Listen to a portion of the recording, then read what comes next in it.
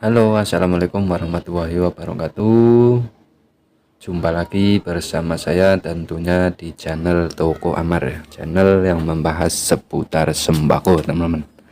Baik, teman-teman dan sahabat semuanya, apa kabar semuanya ini dalam menjalankan usaha warung sembako?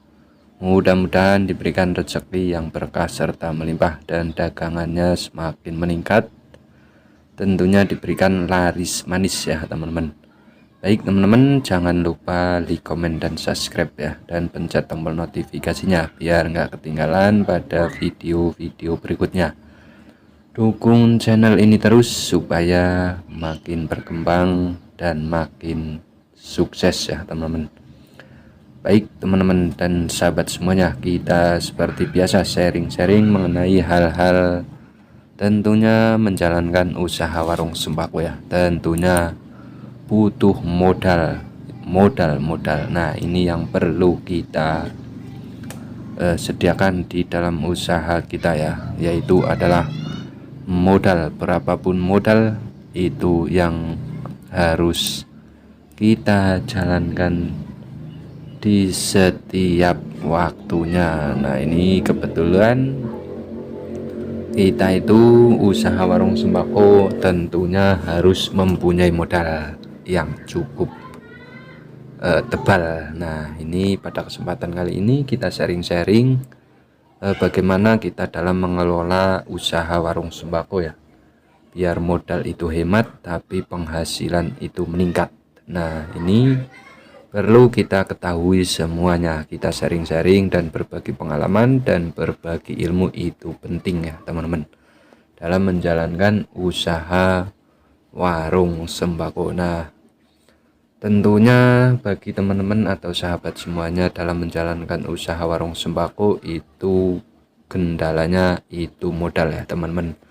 Nah, seperti ini aja ya.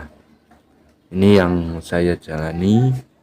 Tentunya modal yang menjadi pertanyaan ya. Nah, ini kita bahas mengenai usaha warung sembako ya biar meningkat. Nah, ini biasanya itu ketika kita mendirikan sebuah usaha, kalau sudah begini ya, tentu modal-modal itu kurang, terus banyak lagi saingan, terus zaman sekarang itu era zaman digital. Nah, ini kebanyakan itu banyak persaingan juga, banyak apa ya teman-teman, bisa mengurangi usaha kita yang ada di pedesaan atau di mana saja. Nah, zaman sekarang itu susahnya persaingan itu yang model online itu ya.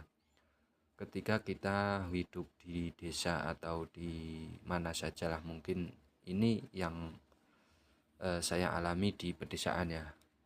Mungkin berkurangnya pelanggan kita, tentu untuk meningkatkan omset kita itu susah ya. Zaman sekarang itu di era digital. Nah, ini beli pelanggan itu kebanyakan beli sampo, beli sabun mandi aja itu biasanya itu malah beralih ke pelanggan yang lain itu yang jualan online itu ya. Padahal butuh sabun paling hanya sekedar untuk kebutuhan dari perawatan, itu malah belinya pakai online. Nah, ini mungkin yang membuat susahnya para pedagang usaha warung sembako yang ada di mana saja berada itu sekarang zamannya era digital ya. Nah, mungkin itu akan mempengaruhi pada jualan kita yang ada di mana saja berada. Nah, itu yang paling susah ya. Kebetulan dari segi modal sudah berkurang, para pelanggan pun beralihnya ke beli online. Nah, ini yang perlu kita rasakan ya, atau yang setiap harinya itu kita rasakan di dalam menjalankan usaha warung sembako yang ada di pedesaan. Beli sampo satu renteng pakai online, terus beli beli sabun online, terus beli apa saja yang sekiranya itu di usaha kita ya, atau di warung sembako kita itu ada, kebanyakan sudah pada online. Nah, ini cenderung kepada para pelanggan kita itu malah lebih memilih yang online-online seperti itu ya. Nah, terus kita dalam menjalankan usaha warung sembako, solusi dan trik atau tip bagaimana kita dalam menjalankan usaha banyak saingan yang seperti itu ya. Nah, kita harus berpikir atau harus apa ya teman-teman, kita harus menerima kenyataan yang ada ya, atau yang dijalankan setiap harinya. Tentu kita harus mempunyai tip dan triknya masing-masing dimanapun tempat ya. Nah, ini kebetulan saya ada tip bagi teman-teman semuanya dan bagi para teman-teman yang usaha warung sembako yang ada di mana saja berada ya. Nah, ini saya akan membahas tip bagaimana agar usaha warung sembako kita semakin meningkat, omset selalu naik ya. Nah, ini ada sedikit tip bagi kita semuanya yang menjalankan usaha warung sembako. Tentunya kita harus menggunakan tip ini biar warung sembako kita itu tidak kalah saing terhadap